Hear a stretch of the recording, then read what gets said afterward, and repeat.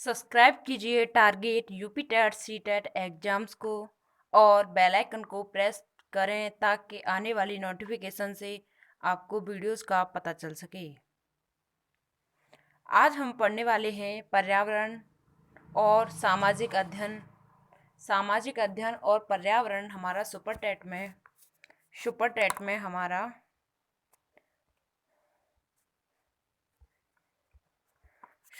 में हमारा पर्यावरण है जो 5 नंबर का, और एसएसटी है वह 5 नंबर का। टोटल 10 नंबर के पूछे जाते हैं। और हम आपको बता दें कि यूपी टेट में पर्यावरण है, ईवीएस है जो, वह आपका 30 नंबर का पूछा जाता है। तो आपको पर्यावरण विषय पर बहुत ज़्यादा फोकस करना है और हम आपको टॉपिक वाइज एग्जाम में आते हैं इस तरीके से आपको पढ़ा रहे हैं। तो आप समझते चलिए और हमें अपने कमेंट बॉक्स के माध्यम से बताते रहिए, अवगत कराते रहिए कि आपको किस किस टॉपिक पर वीडियोस चाहिए। हम आपके लिए वह प्रोवाइड ज़रूर कराएंगे। तो हमने पर्यावरण और एसएसटी में हमने पढ़ लिया है पहले पृथ्वी की संरचना और नदियों के बारे में।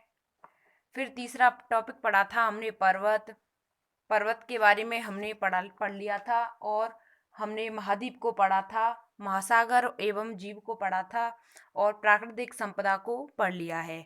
हमने लगभग 6 टॉपिक कंप्लीट कर लिए हैं और 7वां टॉपिक है हमारा अक्षांश और देशांतर रेखाएं।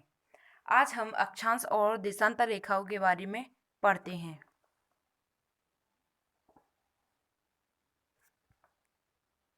चलिए स्टार्ट करते हैं आज का। कौन सी रेखा भारत के लगभग आधे हिस्से से होकर गुजरती है? यह कौन सी रेखा है जो भारत के आधे हिस्से से होकर गुजरती है? तो आधे हिस्से से होकर गुजरने वाली रेखा को हम कर्क रेखा कहते हैं। भारत में सबसे छोटा दिन कब होता है? सबसे छोटा दिन 22 दिसंबर को होता है। और उत्तरी गोलार्ध में सबसे छोटा दिन यह भी 22 दिसंबर को होता है। यानी कि भारत की बात करें या उत्तरी गोलार्ध की बात करें तो सबसे छोटा दिन 22 दिसंबर को होता है। उत्तरी गोलार्ध में वर्ष का सबसे लंबा दिन होता है 21 जून।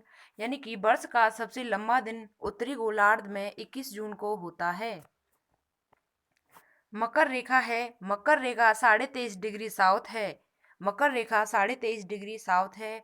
और कर्क रेखा है जो वह 23.5 डिग्री नॉर्थ है। यानी कि सबसे ऊपर नॉर्थ में हमारी कर्क रेखा होती है 23.5 डिग्री, और बीचों बीच भूमध्य रेखा होती है 0 डिग्री अक्षांश पर, और 23.5 डिग्री साउथ में हमारी कर्क मकर रेखा होती है।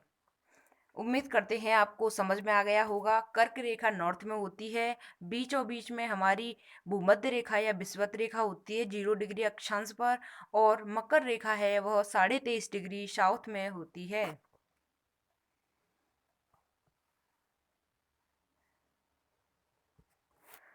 उत्तर कोरिया तथा दक्षिण कोरिया की अंतर्राष्ट्रीय सीमा है। उत्तर कोरिया और दक्षिण कोरिया की अंतर्राष्ट्रीय सीमा 38 डिग्री उत्तरी अक्षांश है। 38 डिग्री उत्तरी अक्षांश है उत्तरी कोरिया और दक्षिण कोरिया की अंतर्राष्ट्रीय सीमा।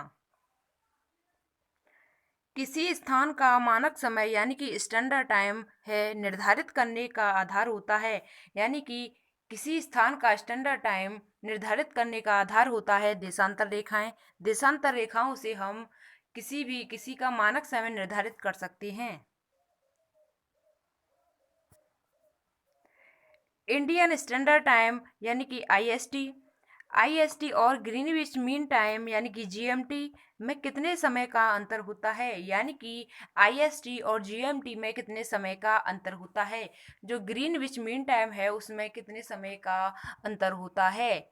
उसमें 5.5 यानी 5 घंटे और 30 मिनट का अंतर होता है इंडियन स्टैंडर्ड टाइम में, और ग्रीनविच मीन टाइम में 5.5 घंटे का समय होता है, यानी कि अंतर होता है।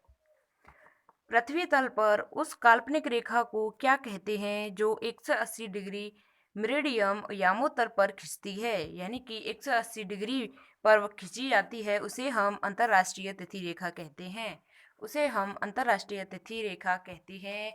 जो पृथ्वी तल पर काल्पनिक रेखा को और 180 डिग्री मेरिडियम यामोत्तर रेखा खींचती है, उसे हम अंतर्राष्ट्रीय तिथि रेखा कहते हैं। कर्क रेखा तथा मकर रेखा दोनों रेखाएं गुजरती हैं, यानी कि दोनों रेखाएं हैं जो कर्क रेखा है और मकर रेखा है, वह कहाँ से गुजरती है, तो वह अफ्रीका से गुजरती है। दोनों रेखाएं हैं जो वह अफ्रीका से गुजरती हैं। हमारे भारत के बीचों बीच से गुजरने वाली रेखा को हम कर्क रेखा कहते हैं।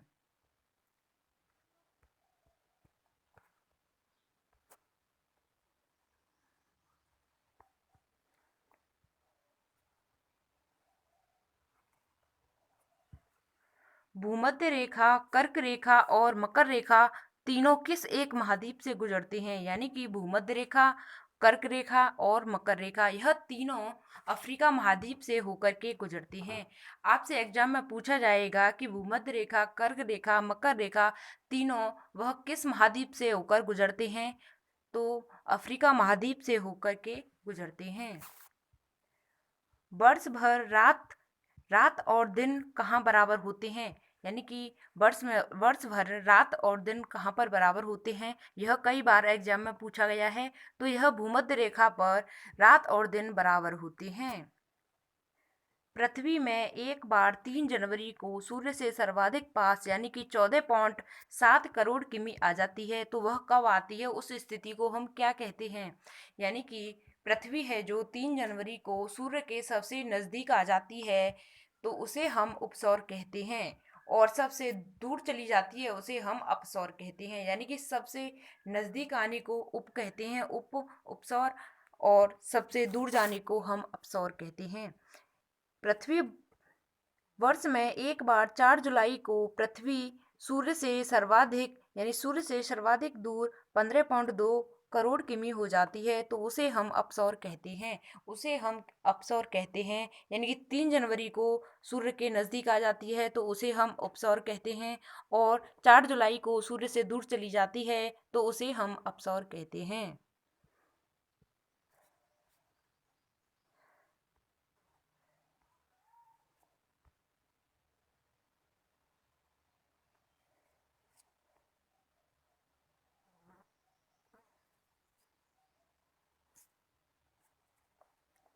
पृथ्वी पर किसी भी स्थान पर चुंबक रखने पर उस सुई तथा पृथ्वी के धरातल के मध्य बनने वाले कोण को क्या कहते हैं।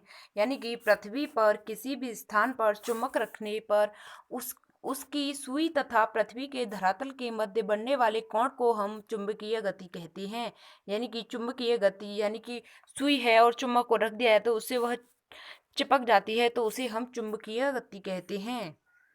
समान चुंबकीय गति वाले स्थानों को मिलाने वाली रेखा को क्या कहते हैं। यानी कि समान चुंबकीय गति वाले स्थानों को मिलाने की रेखा को हम आइसोगोनिक रेखा कहते हैं।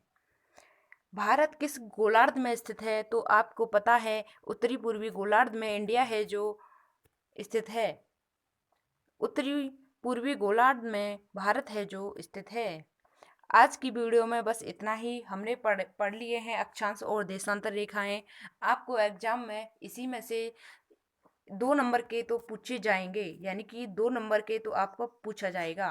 ठीक है, तो आप चैनल से ऐसे ही बने रहिएगा और हम आपको टॉपिक वाइज सिलेबस को कंप्लीट करा रहे हैं, तो आप चैनल से इसी प्रकार बने रहिएगा और कमेंट बॉक्स में अपना बताइएगा कि आपको किस पर वीडियो चाहिए और आप कहाँ से जुड़े हुए हैं। तो चलिए मिलते हैं आपको आगे की नेक्स्ट वीडियो में। तब तक के लिए जय हिंद। और आगे की नेक्स्ट वीडियो में हम बता दें आपको, हम पढ़ने वाले हैं सौर मंडल को हम आगे की नेक्स्ट वीडियो में पढ़ेंगे। तब तक के लिए जय हिंद। वंदे मातरम।